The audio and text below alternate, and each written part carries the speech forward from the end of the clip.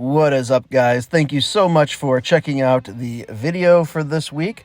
It's very much appreciated, and by this week I mean this month, because I started this project about a month ago and it's clearly now just getting posted. So this week we are going to be doing a knife sheath for my Gough Custom knife. It is my favorite knife in my collection, one of my favorite items that I own, actually, probably top 2, top 3 of all the my favorite things that I own. So I did a little sketch here of what I intend to do.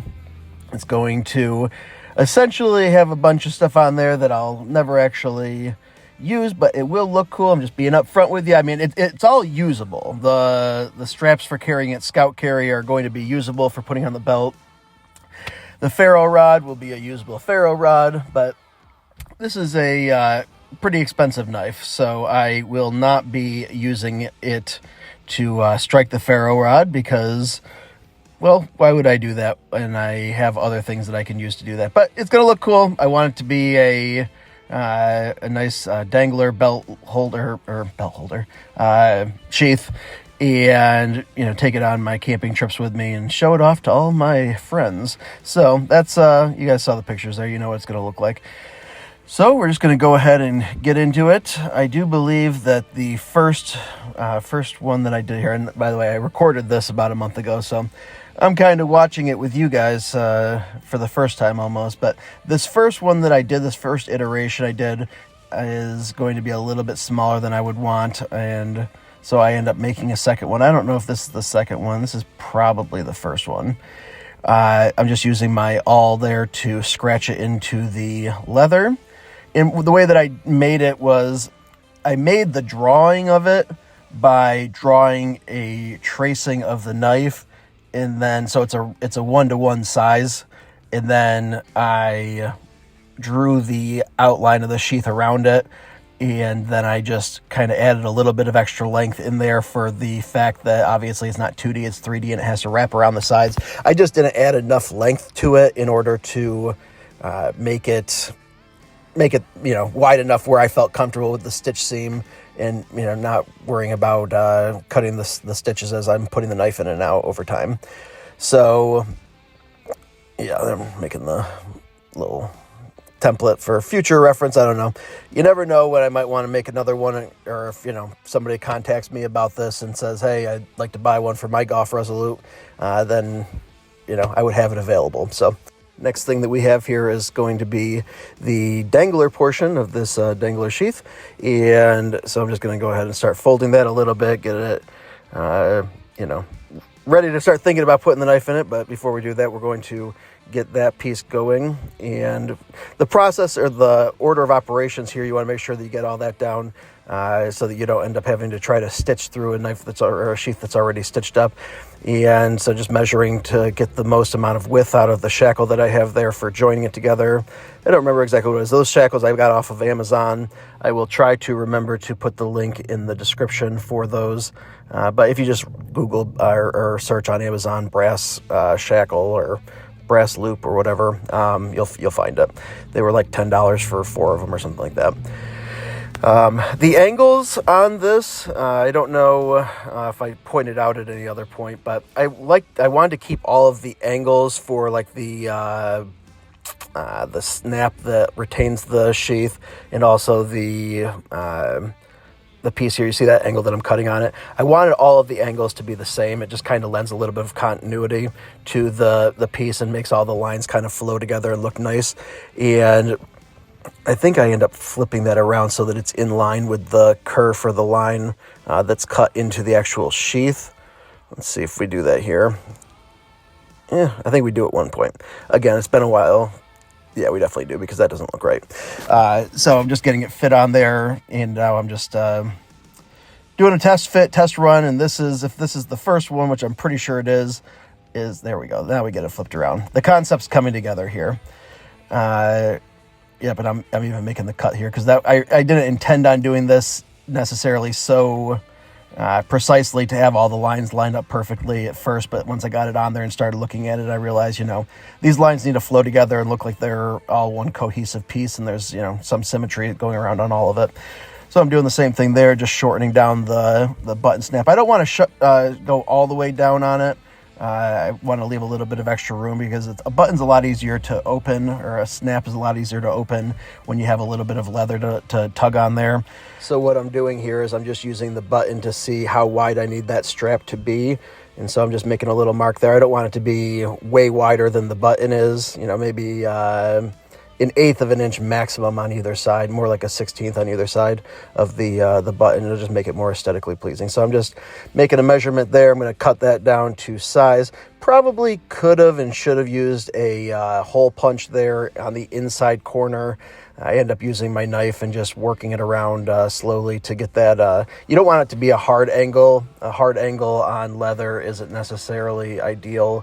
It gives it like a stress point that's not... It doesn't age as well, I don't think, in my experience with it. So you usually want to have a rounded inside corner. And so, but this is just for me. It's not for customers. That's kind of my slogan around here, right? And there I am trying to cut my hand off by sliding that in there. And so next thing we're going to do, and you can see here I'm going to be using green thread for this. And I'm going to be using like a brown dye. I call it mint chocolate. And...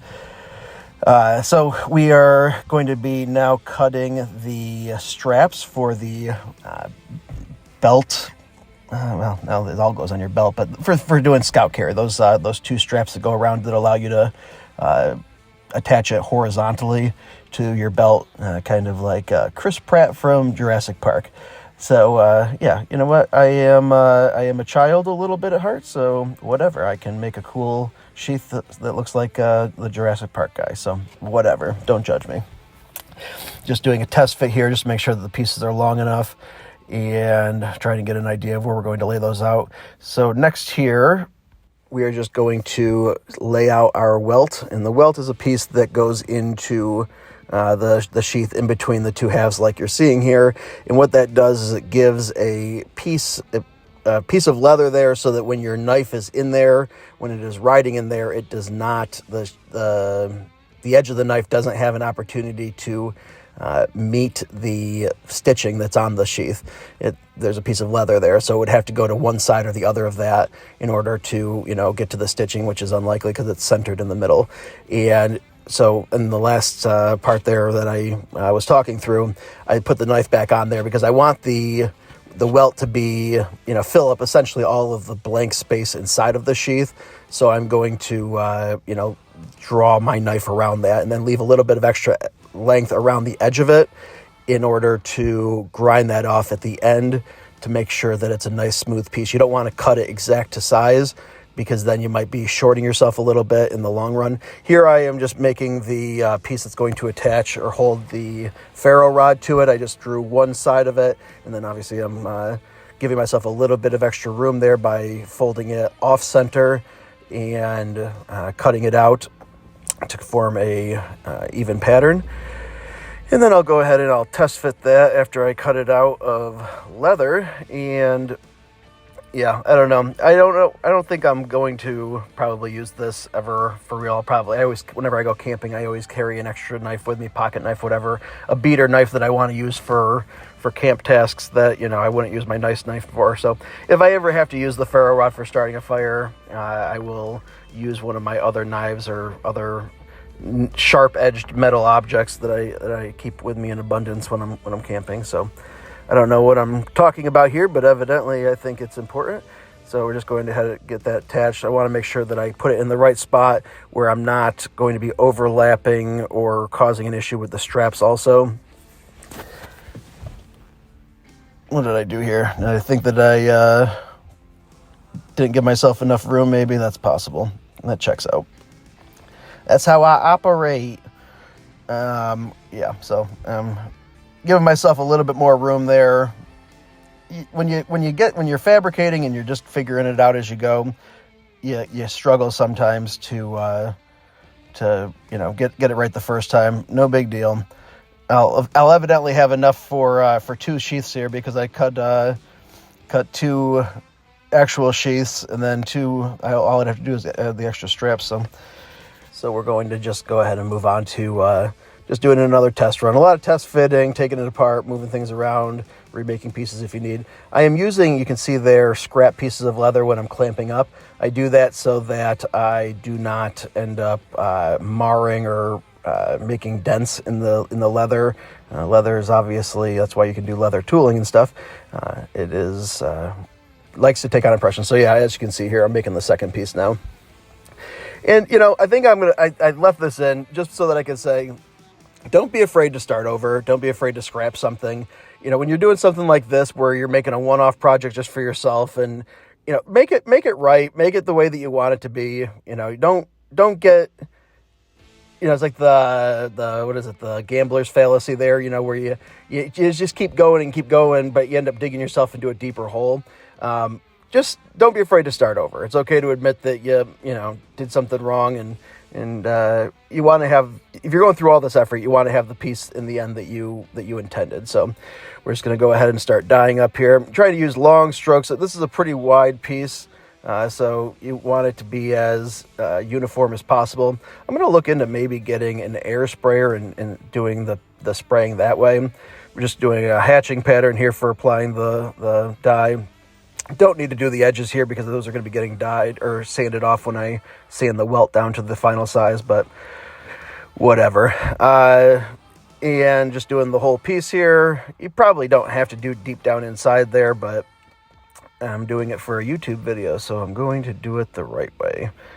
And go ahead and let that sit flat and dry. That'll make the leather stiffen up when you apply the dye. So if you have a piece of leather that's maybe from like more towards the sides of the belly or whatever of the rawhide side that you have, wherever they cut it off from, the leather can be stiffer or softer based on that. But applying the leather will add a little bit of rigidity to it. Just so if you have a piece of leather and you're like, you can't work with like suede leather or anything like that, but like this leather specifically is a little bit softer than I would prefer.